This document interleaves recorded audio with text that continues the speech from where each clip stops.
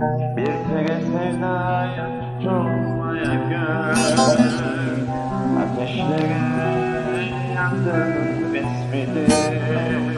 Aşık dediğin Mecnun misal gönül, sevinsin ahinde mevsimidir.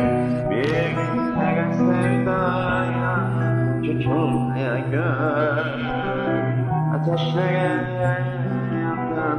resmidir. Aşık dediğin Mecnun sanki kör, evinsin ahde ve mevsimi. Dünya bir yana, o hayat bir yana, bir meşal getirir